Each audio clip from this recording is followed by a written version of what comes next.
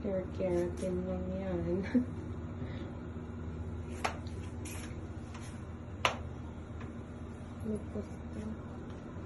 Green ako. Mainit, baby.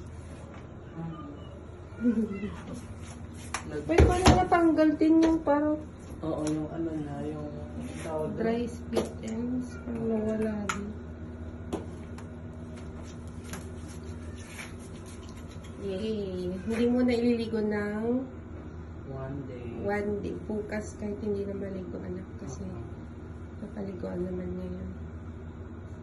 Oh, di ba then? Wow. Thank you po, tita.